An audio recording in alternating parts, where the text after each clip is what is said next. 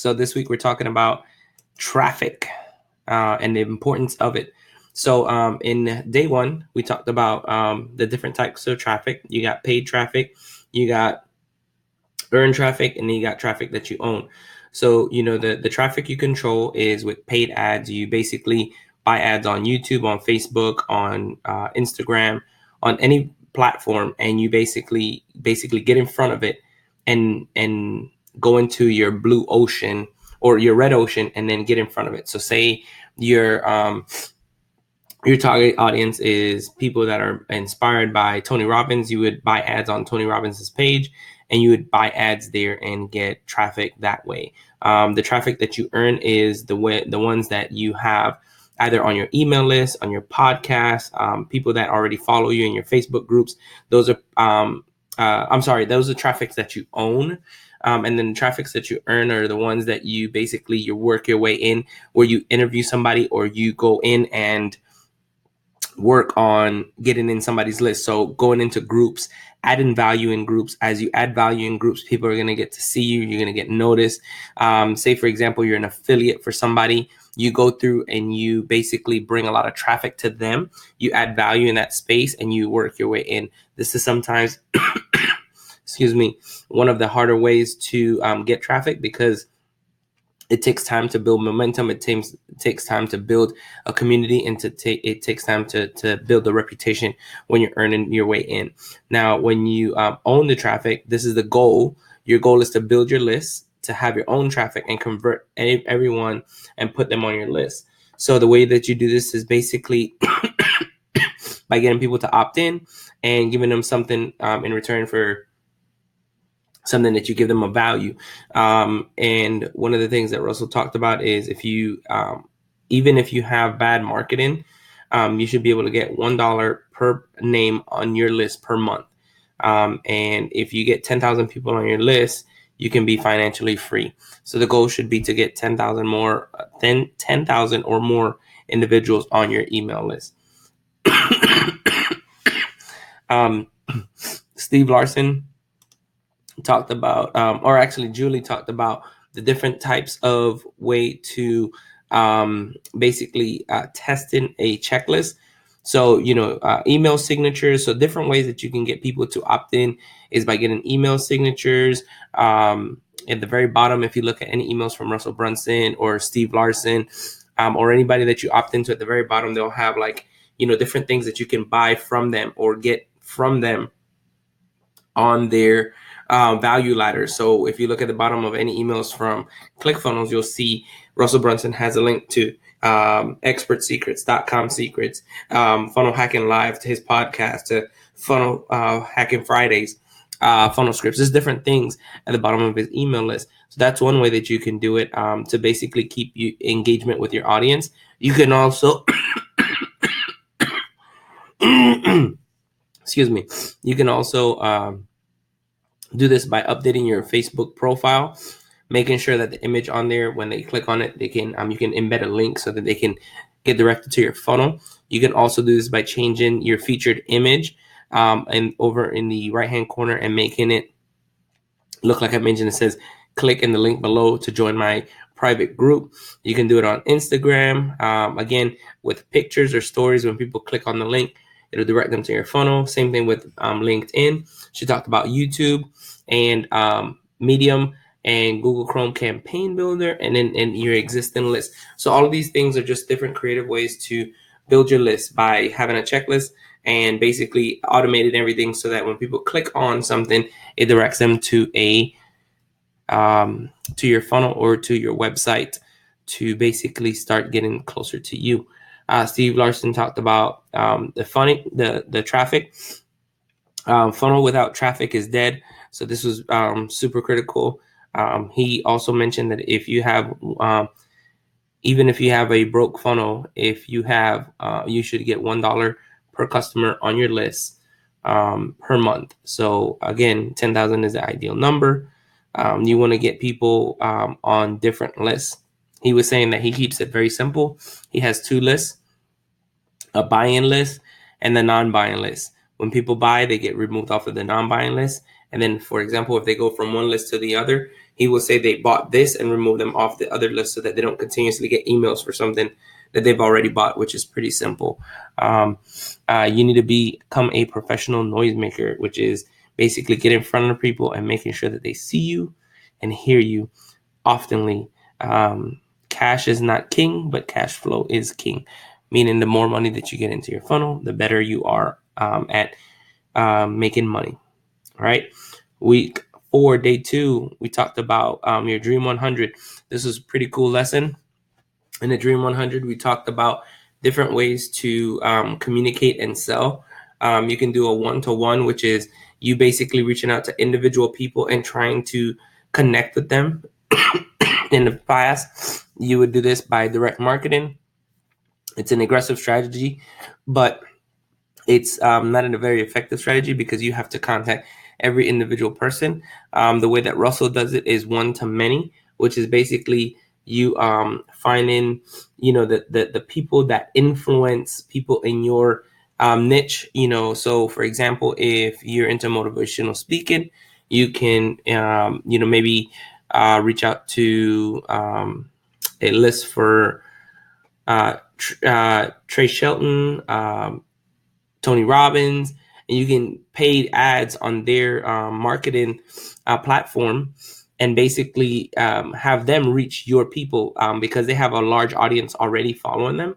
You can put paid ads on their information and their platforms and already get them to reach it to their audience. So when somebody goes onto their platform, they're already listening to Tony Robbins. You've probably seen Dean Graziosi's commercials on YouTube. That's because he basically puts his in close proximity to a niche that's already in line with his. So he does motivation, he does entrepreneur, and he does real estate. So you just keep that in mind. We talked about, buying your way in and working your way. And again, you buying your way in is with ads. Working your way is like doing interviews on podcasts, building relationships, or you can feature people on your podcast. But the goal here is to just stay creative, stay active, and make sure you are constantly doing things that are benefiting your business. Julie talked a little bit different. She just kind of gave you to create a list of people. And she said to subscribe to their stuff. Sometimes the way that you get their attention is by buying their stuff. Another way is by adding value in their group. If you go in and people start saying, man, this guy's pretty awesome, he adds a lot of value in the group, they're going to start to pay attention. Another thing that she talked about is micro influencers. They can sometimes be more powerful than big influencers. A good example of this is some of the people that I know that do affiliate marketing. They make a lot of noise because they bring a lot of traffic to the big influencers. The big influencers don't have a lot of time to come down and look at some of the stuff, but they do see the micro influencers like your Dave Gambros, your Alex Elliott's, your Mario Pajera. You got to look at these individuals that they're making a lot of noise for the big names and making a name for themselves. Make sure that you leave feedback. Another cool thing that they talked about is anytime you say you opt into something and you buy a course, go ahead and leave feedback. Hey, that was a great article on X, Y, and Z. I love when you talked about this. People notice that, they'll come back and they'll say, oh man, they really read my article. Or, hey, I disagreed with this, but this is why. Just leaving comments, leaving feedback helps. And it'll also probably help you buy your way into their inner circle. Okay. The next one was with Steve Larson. Steve Larson talked about just content publishing is the best way to get traffic. He stated that when you publish daily, you build anticipation by documenting your journey. One of the things that he likes to do at the beginning of the year is call his shot. He'll talk about what audacious goal he's going to have. Like, I'm going to make $1 million this year, and this is how I'm going to do it. And then basically what that does is it puts his back against the wall. It gives him a goal, and it puts him to be held accountable in front of his audience. This is what I'm going to do. Motivation is the difference between influencers and having an audience. Your customer is motivated by solving a problem. So, the one thing that we need to do is as marketers, we need to market and solve problems. All right. Different ways to do it is understanding how to, pre-frame everything. So a lot of people go straight to funnel building, and you need to pre-frame, like let people understand why you started doing what you're doing. Why are you on this journey? What's going on? What caused you to be doing this live, this Facebook live, or this story, so that they can see that you are a individual just like them, and that as you're going along this journey, you're going to make mistakes. You're not perfect, but you're going to get there, and you're going to get there by pure determination, pure grit, pure hunger. And people latch onto that. People connect with authenticity. They connect with genuine, real people, right? So that's going to give you a lot of credibility.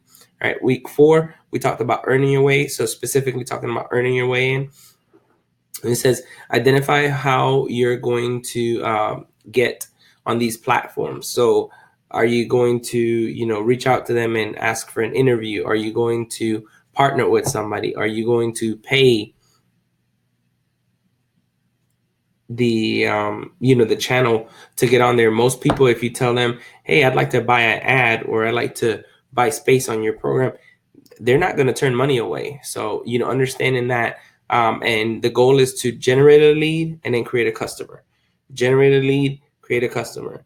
Pick a platform that you like, and reach out to them.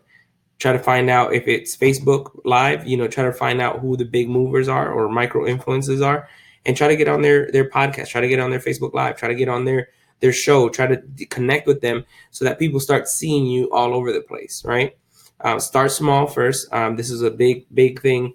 A lot of people want to go to, do an interview with Tony Robbins, but if you listen to Russell Brunson, he talked to multiple people and interviewed multiple people before he was able to connect with Tony Robbins.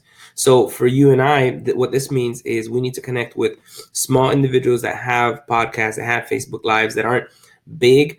Get good at delivering your content. Get good at telling your story. Get good at presenting your information so that when you get to the point where you interview with a Tony Robbins or a Russell Brunson or a Dean Graziosi or a Trent Shelton, like anybody, that you have a powerful message and people will resonate with that because you've already perfected your information along that journey. Okay. So don't despise small beginnings.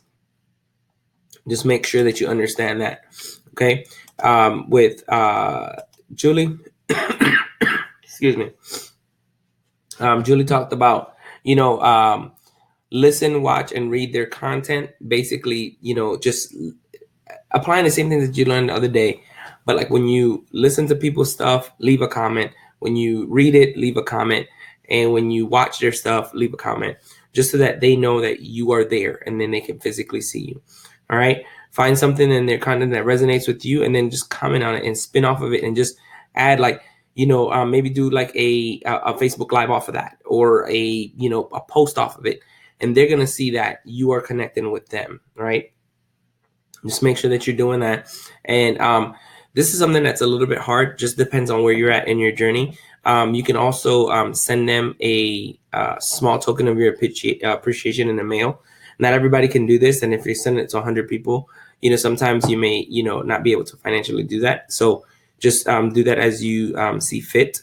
But just make sure that you ask yourself, when you're doing these things, your comment should have one of 3 components. It should be super helpful, super polarizing, or super funny. All right.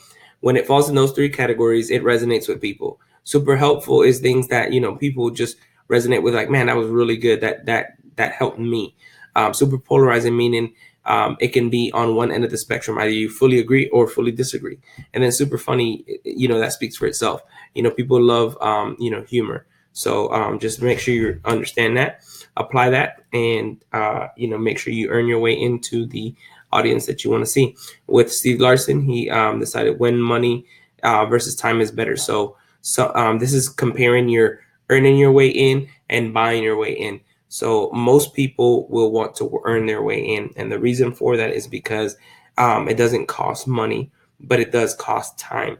So if you remember back all the way in week 1, Russell Brunson talked about if you were to cut the grass and the grass cuts costs you, in exchange for time, the grass costs you an hour.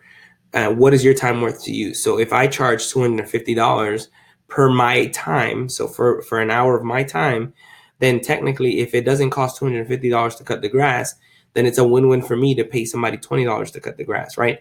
Because it's not my hour that's being spent. I can pay somebody to cut the grass while I can spend my hour doing something that's going to generate money for my business. So just think about that. If you can buy your way in, then do it. If not, earning your way in is the way to go. Understanding a few things. Who are you selling to? What are they already struggling with or buying? And how can you sell them something that they will buy, that they already are purchasing, or something similar to what they're purchasing? Okay. And then make sure that one thing that resonated with me is make sure that you don't add yourself to the offer. Make sure you are the highest part of your value stack or your value ladder. You need to be adding yourself to the very end of your value ladder. If you add yourself up front, you're going to be, again, exchanging time for money, and you don't want to get into that game. Okay. Buying your way in, this is basically who's your dream 100. Get specific hooks for them. So again, if you're talking about Tony Robbins, talking about motivation, influence. If you're talking about Dean Graziosi, you're talking about real estate. You basically have to tailor your hook, your specific kind of like aha for them, your thing to grab them to come to you, to be similar to what they're already looking at, right? So whether it's an ad, whether it's a Facebook Live, make sure that it's specifically tailored to them. Again, you're going to generate a lead and then create a customer. Okay, very simple. Not a lot of information here. The same thing with Steve Larson. He talked about basically understanding the funnel audibles. So I think what ended up happening is instead of going to let's see, yeah, understanding what to look for is crucial in your success. Understanding what needs to change, and then launching your funnel at the beginning. So making sure you launch your funnel and then making changes as you go through. During this time, he showed that you can basically take, and as you look at your funnel, you can basically see if different parts of the funnel isn't working. So how many opt-ins did you have here? How many opt-ins did you have here? And then understanding that if you don't have opt-ins here, instead of changing everything in your funnel, if you take one small component, you can maybe make a big difference in your messaging, right? So why change the back end if the front end isn't bringing people in? So just understanding what the importance are and the different components of a funnel, right? Julie talked about just make sure that you understand the Facebook policies. On Facebook, you can't make an income claim. So saying that you'll make $1 million in less than 6 months, things like that, you can't do.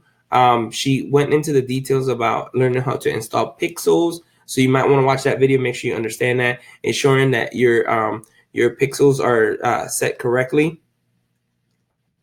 and making sure that if you understand how to do certain things, understand your funnel settings, hire a Facebook ad manager, and lead snippets, just different things that you need to know. With this component, a lot of people just hire somebody else. So going back to week 0, identify the who, not the how. Find out people that are already experts in this space, partner with them, either exchange services or pay them to do that for you, drive ads and all those different things. Make sure this stuff is set up properly. Okay. It helps to know a little bit about it, but you don't have to become an expert. Don't get distracted. Don't get taken down a long trail that is going to hurt you in the long run. Okay. Next, we talked about split testing and some other things, which is pretty cool. Steve Larson basically talked about just making sure that you understand that, in this game, you need to change your way of thinking, right? So he talked about, understanding that you can basically take and set up a continuity program and struggle, because continuity programs are really hard to sell. He talked about how they combine ClickFunnels with the one funnel away, because if you don't do that, then it's really hard to sell a continuity program. People don't typically stick in continuity programs. They stay there for 4 to 6 months.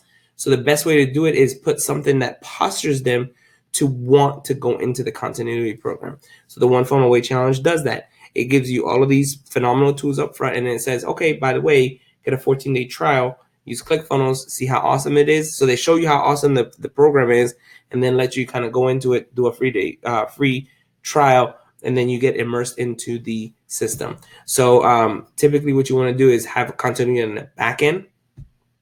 If you want to make people stick around a little bit longer, maybe say something like, I'm going to give you, I'm going to give them 6 months for the cost of 5 or 4. That way they're already in their 6 months, and it's helping you on your business journey, right? You can also do a lead plus shipping. Make sure you do an order bump and then upsell into a continuity program for X amount of months, right? You can also do X amount of months free. Make sure that you always congratulate people once they do something that you have offered them, right? Group coaching is way better than one-on-one coaching. This is something that he talks about. Group coaching is like what he did with his live calls. He would have something that he's teaching on, and then people will put in comments. And then when people put in comments, you can modify your teaching based on some of the comments to kind of make sure that you're adding value to them. All right. And then making sure you understand the price versus value versus cost, which are not the same thing. Cost to the creator is different from cost to the customer. Price to the customer is different than price of the value, and then the value perceived by the customer. So just understanding the different things. And a couple of things to remember is there is a t-shirt link to get the Mission Complete t-shirt. You make sure you get your, if you're able to make money during the One Funnel Away challenge, you launch your funnel, you make $1,000, you can get into the One Comma Club. There's also an alumni area that's unlocked at the end of the challenge. And then if you go to OFAreview.com and leave your review, you can either get featured on his podcast, or you can also maybe win something in the One Funnel Away challenge by going to the unboxing link, which is where you open your One Funnel Away box and give us like a cool story. Give ClickFunnels a cool story, and they may surprise you with an amazing offer, like either free coaching to help you build your funnel, funnel hacking live tickets, just different cool offers. I don't know all of the details, but I know it's there. Lastly, on day 5, we talked about opt-ins and the different things to kind of understand. So this was similar to the Funnel Audible. Actually, it was the Funnel Audible. We talked about just understanding like the different pages and what they mean. So she broke it down and she said like you should be getting 20% opt-in rate on your squeeze page, 1 to 5% opt-in rate on your sales page, 20 to 40% on your order bump, and then 3 to 10% on your opt-in on this upsell. So the one thing that you want to do to understand if you're having effective a funnel, you want to get over 1,000 visitors. Over 1,000 visitors, because 1,000 isn't enough. It's not a quantifiable number, right? Because if you look at the numbers she showed you, it's a very small number. But if you get 5,000, that's the ideal number of visitors that you want on your page, because that'll give you a good sample and a good demographics for your funnel. I hope this serves you. I look forward to helping you guys. This is it for the One Funnel Away challenge. This is week 4. And if you have any questions, feel free to leave comments. Feel free to reach out to me. You know how to get a hold of me. And this is Christian Martinez signing out. 30-day funnel mission slides.